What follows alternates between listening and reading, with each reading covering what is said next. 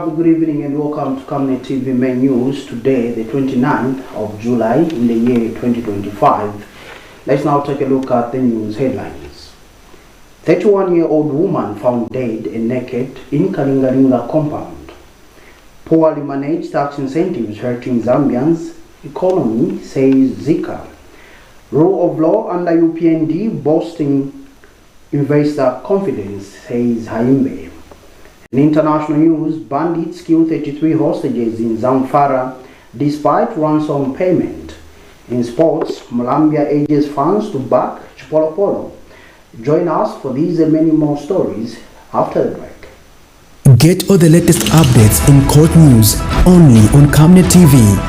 We take you and make you feel part of the court sessions through our in-depth coverage of the adjudication process.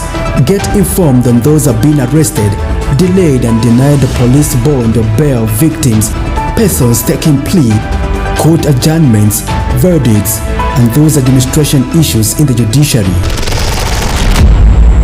You can also follow and give us a like on our social media platforms.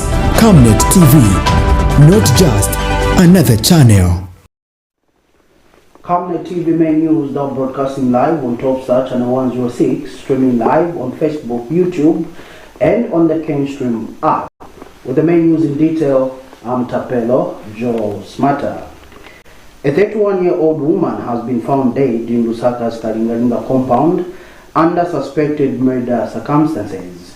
The deceased, identified as Nalishewo Sikundu, was discovered naked and unresponsive in the yard of a private residence early Tuesday morning, July 29, 2025. Police Public Relations Officer Hamonga says the body was discovered around 05 hours by Mavis Chisungwe, a 55-year-old resident who reported the incident to the police shortly after. Mr. Hamonga says officers found the body in a state of rigor mortis with visible hematomas around the neck, suggesting possible strangulation. He reveals that a torn underwear in two pieces and a t-shirt were also found at the scene, pointing to a possible sexual assault before the murder. Police state that there were no signs of a struggle on the sandy ground, and none of the house occupants reported hearing any disturbances during the night. The body has since been taken to the University Teaching Hospital, UTH mortuary, where a post-mortem examination will be conducted to determine the exact cause of death.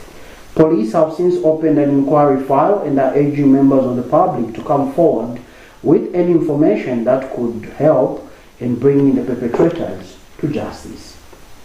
The Zambia Police Service wishes to confirm that KALINGALINGA Police Force is investigating a case of suspected murder involving a female adult whose body was discovered this morning. The incident was reported today, the 29th of July 2025, at approximately 05:30 hours by Mavis Chisungwe, age 55, of KALINGALINGA compound. She reported that around 05 hours, she discovered the naked body of an identified female lying in the unfenced yard of her residence. Police officers immediately visited the scene and confirmed the presence of a dead female adult lying on the ground. The body was naked and in a state of rigor mortis. Notable observations included hematomas around the neck area suggestive of possible strangulation. A pair of torn underwear believed to belong to the deceased was found in two separate pieces near the body. Additionally, a torn t-shirt was discovered approximately 1 meter away from the body. There were no visible signs of struggle on the ground, despite the surface being sandy and stony, loosely packed with stones. Preliminary investigations conducted by the occupants of the house revealed that none of them heard any noise or disturbance during the night. Following community engagement, the deceased was positively identified as by Annie Lungu, a 53-year-old female and an aunt to the deceased, as Nalishewo Sikundu, age 31, of KALINGALINGA compound.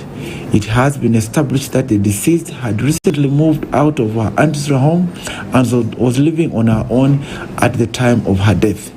The body has since been transported to the University Teaching Hospital mortuary, where it awaits post-mortem examination to establish the actual cause of death. An inquiry file has been opened and investigations are ongoing. Members of the public with any information that may assist in this case are urged to come forward and cooperate with the police. The Zambia Police Service remains committed to ensuring justice is served and continues to appeal for calm and vigilance within the community. Foreign Affairs and International Cooperation Minister MULAMBIA says recent arrests made under the United Party for National Development (UPND) administration have enhanced Zambia's image among international partners, reinforcing the country's reputation as a law-abiding and investment-friendly nation. Responding to a question from the Member of Parliament for Chinsali, Mr. Haimbe stated that Zambia's commitment to upholding the rule of law has impressed foreign partners who view the prosecution of alleged offenders as a sign of a functioning and independent judicial system. He explained that bringing suspected criminals before competent courts demonstrates the government's dedication to justice, transparency, and accountability, principles that resonate well with investors seeking stability. Mr. Haimbe further said that Zambia is increasingly being seen as a safe haven for foreign capital, with investors confident that their resources are protected in an environment where the law is respected and enforced. He added that international partners are particularly encouraged by the presence of governance structures that promote ethical conduct, making Zambia a reliable and attractive destination for sustainable investment. Madam Speaker, I note that in the build-up to the question, the Honourable Member included some speculation around if one wants to bring 100 million, it will reduce on account of... I will not respond to that because it's purely speculative. What I would like to mention here, Madam Speaker, and to answer and thank the Honourable Member for Chinsali for his question, is that in fact our international partners, they acknowledge that Zambia is a country of laws. In fact, the very arrest of the Honourable Member for Chiengi, please don't debate while seated. Can you refrain from that? The Honourable Minister of Foreign Affairs may continue. Thank you, Madam Speaker. The very arrest of persons who are alleged to have come in conflict with the law through corrupt and other activity encourages our partners to say this country is no longer one of corruption. It is one in which our investments will be safe, in which culprits who think they can take away foreign direct investment and money intended for the masses will be brought to book. In fact, they are very happy and say, yes, this is a country that we want to partner with because it's a country of laws where alleged criminals find themselves convicted by competent courts of jurisdiction. A safe haven for their money and for their investment with good partners that fear the law. I thank you, Madam Speaker. We now go to Western Province, where 36-year-old Namatama Akatolwa of Nandinga area of Nalikwanda constituency in Mongu district of Western Province is appealing to all well-wishers for support of any nature to assist her and aid her in walking, as she is currently unable to walk. Ms. Namatama says she is being assisted to move by her siblings, a situation she describes as challenging. She further said that from the time she was injured, she has failed to find any assistance. Ms. Namatama is appealing to government and well-wishers to come to her aid.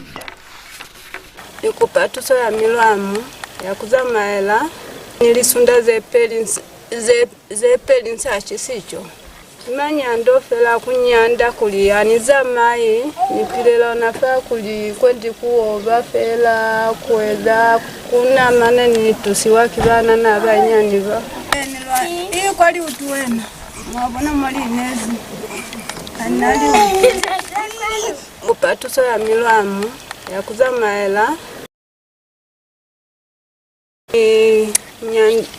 mambili ni kula kupanga masapo unafanzi ele mwandisa ni nani lisunda ze pelinsi zepeli nsachi sicho manya ndofela kunyanda kulianiza mai nipilelo nafa kuli kwendi kuoba fela kweza kuna manani tusiwakibana na banyani ba mabona muri nezi kanali.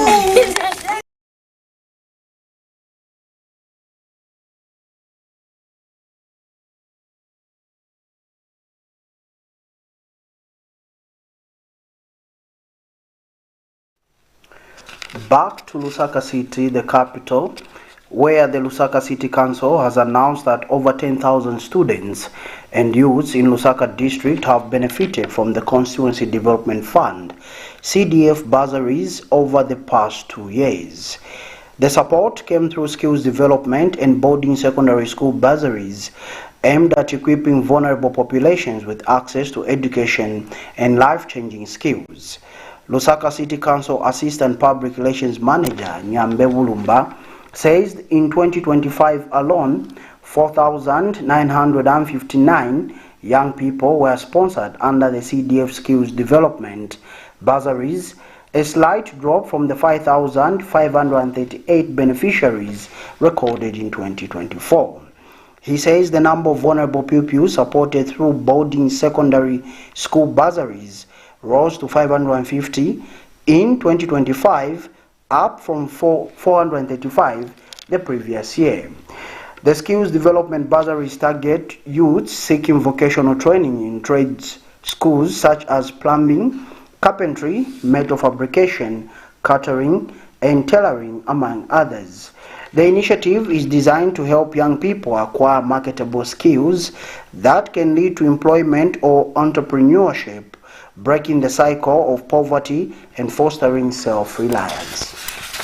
The Lusaka City Council has sponsored 4,959 youths in Lusaka district through the 2025 Constituency Development Fund CDF Skills Development Bursaries component, compared to 5,538 youths supported in 2024. Additionally, the Council has awarded scholarships to 550 vulnerable pupils under the 2025 CDF boarding secondary school bursaries component, marking a significant increase from the 435 pupils who got sponsored in 2024. And to fund these initiatives, the Council paid a total of 43,597,500 compared to 47,057,741 kwacha 20 ngwe in the previous years.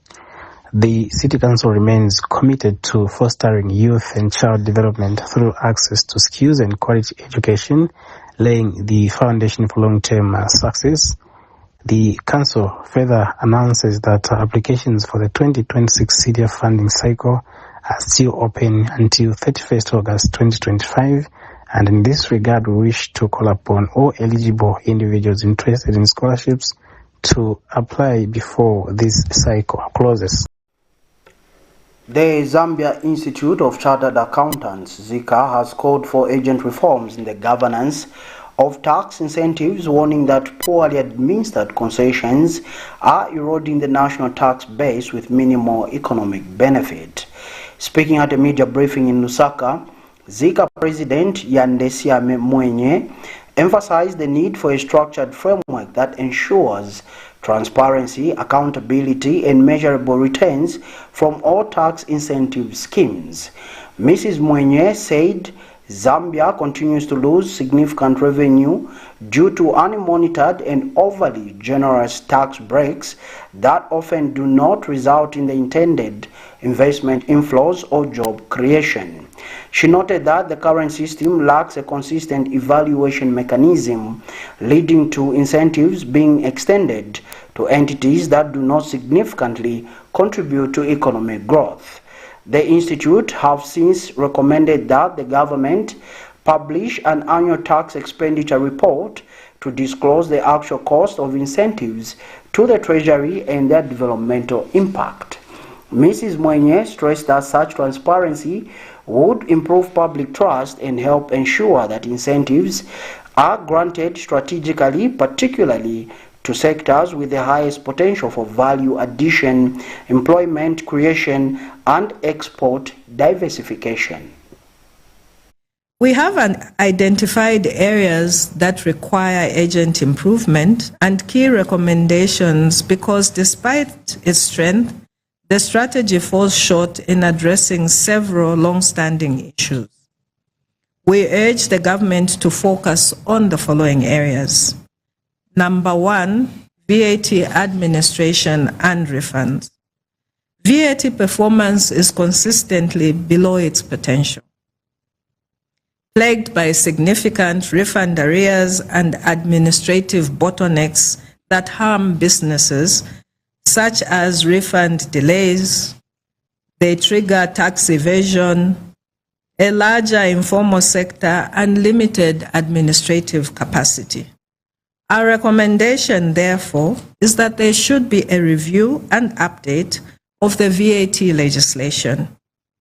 Regular review and update the VAT Act and related regulations to address emerging challenges and align with international best practice. We further recommend that to clear the backlog, there needs to be an acceleration of the rollout of the e-VAT system and establish a binding commitment to process refunds in a timely manner to restore business liquidity. 3 students have been awarded scholarships to study medicine. 3 students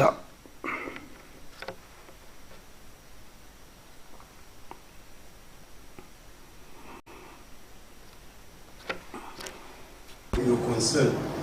Now, we had a discussion with the investment in the first beginning in terms of how we pick students. It will be on performance, not whether the KK Foundation like this person or that person, but on performance. Now, you as a student, you know that you must put in an effort to get these credits. So the question is, in whom do we invest? We invest in the best of the best. And they put these categories there, that if you can get these distinctions, these are available for you. Now, you know how a race is like when you watch the athletics. They begin from the same pace. There are various reasons why there's a number 1 and number 2 and number 3. And then the awards are equally given in that fashion. Of course, our interest is to get as many students as possible into the system and for them to begin serving their community. It's a difficult thing. Over 200 applications. So we need to first see that how many applications are eligible. Isn't it? There is a criteria. So all more than 200 applications what we have received, all are not falling into it. There are many students who have applied it, but they are not found eligible. Okay. However, those are eligible, we are still giving them the offer letters. We are still asking them to go for the registration. And wherever we can help them, support them, we can be able to do that in their process of getting the degree. So it is not that we are not taking care of those balanced students. We are always with them, we are always wanted them also to make their dreams life. AK Foundation for giving us this opportunity. We are making dreams come true. So that's it. Thank you. The university providing the opportunity to educate, not just educators, but also help us reach our goals and help us be better people in society. And I would like to thank the KK Scholarship Foundation for bridging the gap between the vision we have and everything that we want to achieve. 3 students have been awarded scholarships to study medicine at Texila American University under the KK Kaunda Memorial Scholarship, an initiative aimed at preserving the legacy of Zambia's founding president through education. The scholarships were awarded to 3 outstanding candidates: Sande Chileshe, who received a 100% scholarship, Wilson Skanyika awarded 50%, and Abraham Mwale, who received 25% scholarship. These scholarships covers tuition, admission, examination, and associated academic fees. Speaking during the announcement, Kenneth Kaunda Legacy Foundation representative Tilienge Kaunda said from the scholarships are not only a financial intervention but a continuation of Dr. Kaunda's lifelong commitment to education, unity, and the betterment of humankind. He explained that Dr. Kaunda himself had once benefited from a scholarship after losing his father as a child, which shaped his strong belief in the transformative power of education. Meanwhile, Texila American University Vice Chancellor Dr. A.J. Poda described the selection process as rigorous and merit-based, involving over 200 applicants, of whom only 3 made the final criteria based on academic performance and character. The KK Kaunda Memorial Scholarship has been running for 9 years and continues to support high-achieving students in need. Mongu District Commissioner Morgan Akabeswa has expressed worry on unpaid CDF loans in Mongu District of Western Province. Mr. Akabeswa said the aim of government is to release the constituency development funds to help people have access to government funds and improve their living standards. He further said Constituency Development Fund loans is a revolving fund which is supposed to be paid back for other people to have access to it. Mr. Kabeswa is appealing to all people who got the loans to start paying back and give others have access to them. Meanwhile, Action Governance Forum Executive Director Justin Mushoke has called for social accountability in the Constituency Development Fund loans. Mr. Mushoke further appealed to government and all civic leaders to account for what they took. The aim of Constituency Development Fund is to foster equitable development, empower local communities, and improve social services and infrastructure. Also, enhance economic empowerment and improve livelihood for citizens. And the aim of government to introduce the Constituency Development Fund loans is to improve the living standard of people by revolving funds. And the Mongo District Commissioner Morgan Akabeso has expressed concern on people failing to pay back the loan they got, and he has warned those failing to pay back to face the law. This government is not going to tolerate. This money is coming for the community to get a chunk out of. So we are telling you that you will be arrested by the courts, not by the police, by the courts, because the banks will take you to court, Cs will take you to court, and CDF, we are working around to look at the guidelines, because we are taking advantage of those loopholes in the guidelines. CDF. I think the last discussion that we had is to engage those who got the loans and advise them before we take further steps. CAC the same, SAF, it is you and the bank. The collateral, the bank is going to grab it and own it. If you registered your house, your family will be outside the court because the bank would have taken that money. And the Mungu Constituency Development Fund chairperson, Skureso Mpo, also added a voice. We are working around the clock to see that those who got loans from CDF are going to pay back. What strategy are we using? We our clients through the wards. If people fail to pay back, then a penalty is given, and then that will just give an indication to others that have not done so to work hard to pay back. Meanwhile, Action Governance Forum Executive Director Justin Shoke is appealing for social accountability in which the Constituency Development Fund is disbursed in. We have really to talk about the issues of transparency and accountability. When they got this money, they got it with the assurance that they are going to pay back so that others can benefit. So without these people paying back, it means that innocent people are also suffering, are not benefiting. So it's very important that we look at this issue. As we talk about issues with transparency and accountability, there is need for people to be responsible enough for whatever they get and ensure that it is given. It won't really help us in terms of, getting the much needed development that we need as a country. Musiwa Kabira, Camnet News in Mungu District, Western Province. The Non-Governmental Gender Organizations Coordinating Council, NGOCC, has held the appointment of 4 women to the Human Rights Commission, HRC, board by President Hakainde Hichilema, describing the move as a significant step toward gender-balanced leadership in Zambia's governance structures. NGOCC commends the head of state for demonstrating commitment to the constitutional provision of gender parity by ensuring that women hold the majority of the 7 positions on the HRC board. NGOCC chairperson Beauty Katebe says the appointments affirm that Zambia has competent and qualified women capable of serving in high-level decision-making roles. She noted that the development proves that 50-50 gender representation envisioned in Article 259B of the Constitution is not only possible but necessary. However, the organization has urged President Hichilema to sustain this momentum by making gender parity a consistent feature in all future appointments.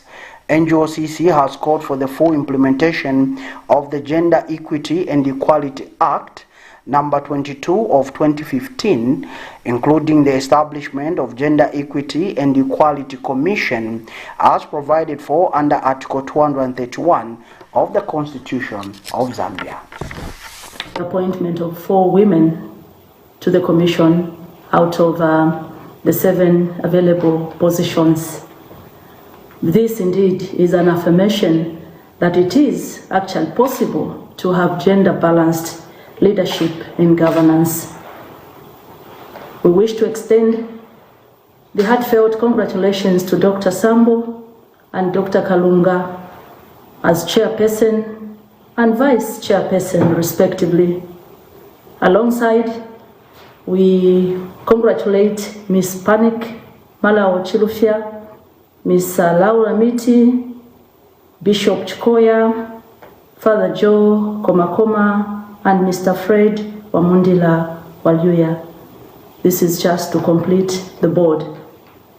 This is a powerful, very, very powerful composition, which is bringing a very good statement that Zambia has the competent, qualified, and deserving women that can save these high-level positions of decision-making. NGOCC has in the past raised concerns over systemic underrepresentation of women, youths, and persons with disabilities. It is appointments like this that normally shows that actually Zambia has in the past fallen short of the constitutional imperatives for gender balance. As we celebrate this progress, we urge the Republican President, Dr. Hakainde Hichilema, to ensure that future appointments are sustained with gender parity and reflects Zambia's diversity and demographics. You are still watching main news on Camnet TV. We now take our first set of commercials, but do join us for international and sports news when we come back. Do stay tuned. Every Monday to Thursday afternoon, join us for the Lunchtime Cafe. We get to bring to you emerging stories making the headlines, media news, and we remind you of what political leaders and governance actors said back in the days. In Forgotten Stories, we emphasize to you the importance of eating healthy foods and leading healthy lifestyles on the Nutrition Corner. Get the latest updates in sports and critical interviews. Because we value your contribution to national matters, we accord you an opportunity to share your perspectives during the viewers' reactions. The Camnet TV Lunchtime Cafe is an all-inclusive buffet. Camnet TV, not just another channel. Potatoes, the unsung heroes of flavor, from crispy chips to creamy mash. Potatoes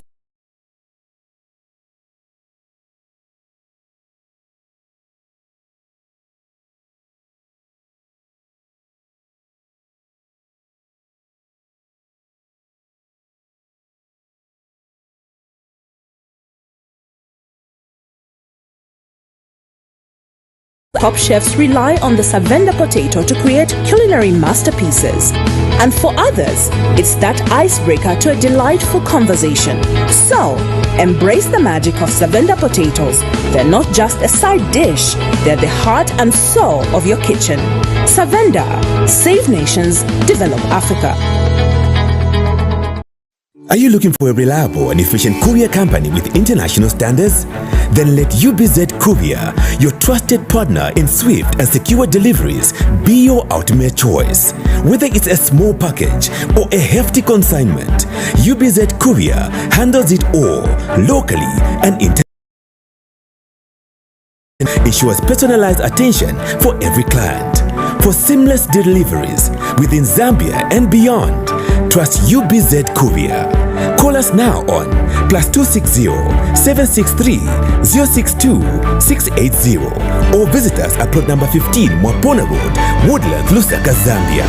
UBZ Courier, a world-class brand that can be trusted.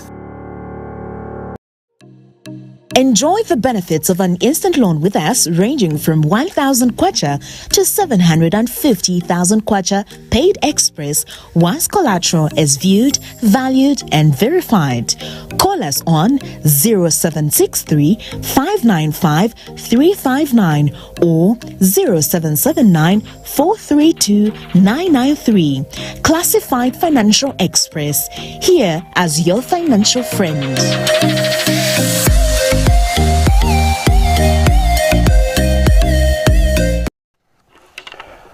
Welcome back, and now in international news.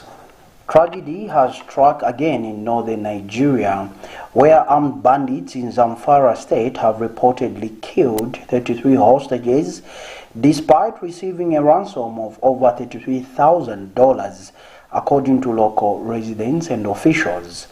The victims were among 51 villagers abducted in February from Banga village in the Kaura Namoda district during a violent raid that left 2 people dead.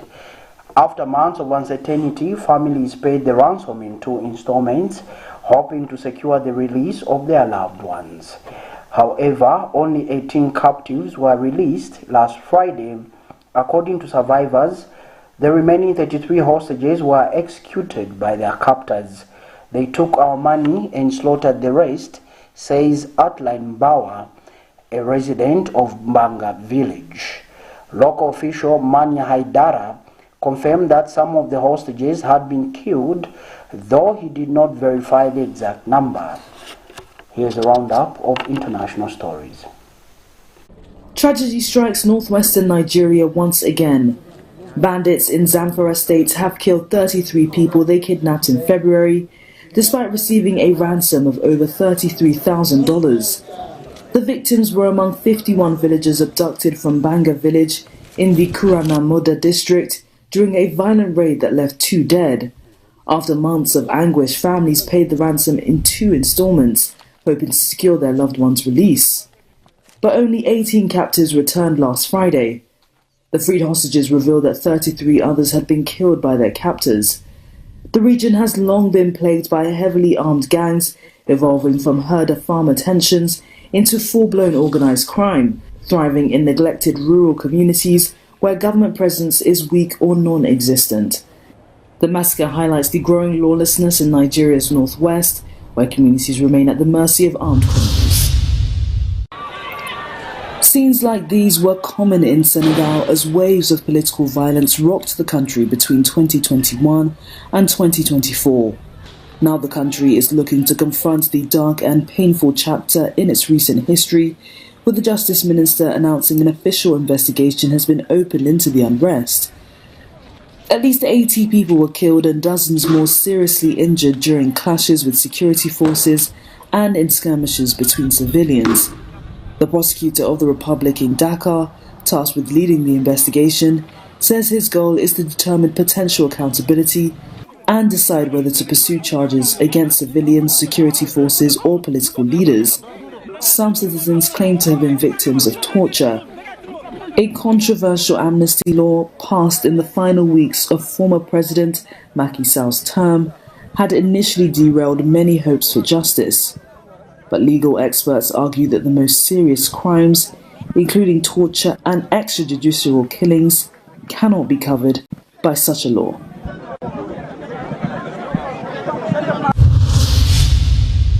While hunger is declining across the globe, it's on the rise in Africa. That's the stark warning from a new UN report showing that 512 million people will be malnourished by the end of the decade globally, 60% of them in Africa alone. The UN Secretary-General Antonio Guterres sounding the alarm at the Africa Union's Global Food Summit held in Ethiopia. Guterres warning against food being used as a weapon of war, adding to a call for action from leaders at the summit against hunger on the continent, where more than 280 million people are malnourished currently. According to the Africa Union Commission chairperson, Mahamoud Ali Yusuf, climate change, conflicts and economic disruption are the main drivers of worsening food insecurity across Africa. Yusuf says nearly 3.4 million Africans are on the brink of famine.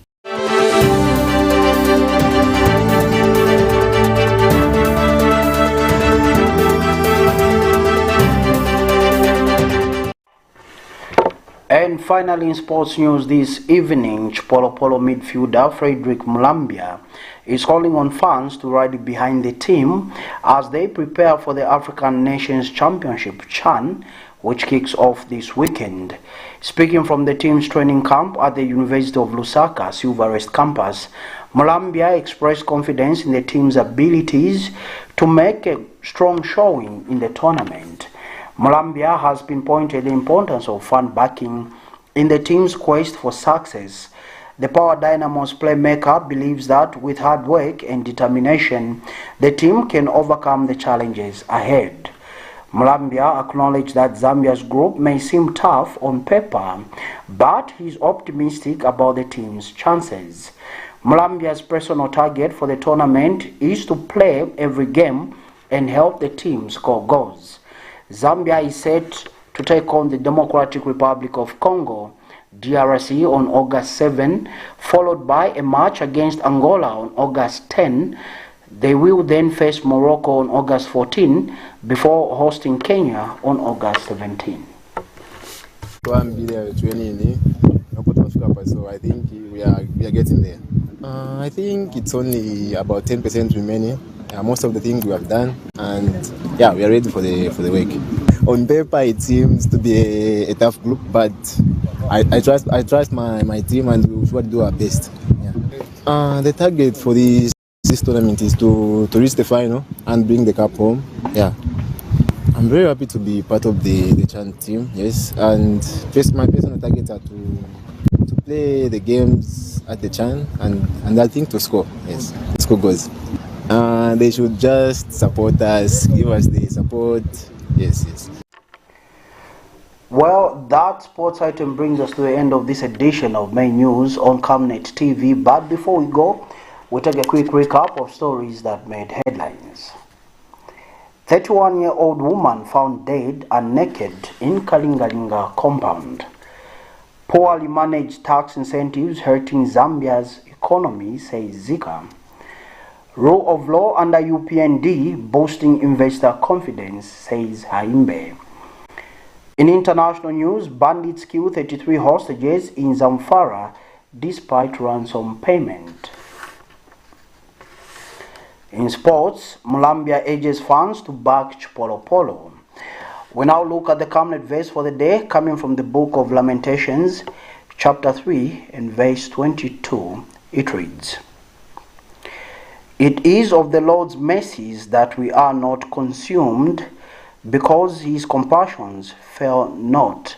That ends the Bible reading, and that ends the main news on Camnet TV. But dear viewer, like always, do remember that Camnet TV is not just another channel. Now broadcasting live on Topstar channel 106, streaming live on Facebook and YouTube, as well as the KStream app. Please do subscribe to our socials. Now, on behalf of the entire production team, I'm Tapelo Joe Smarter. Good evening and God bless.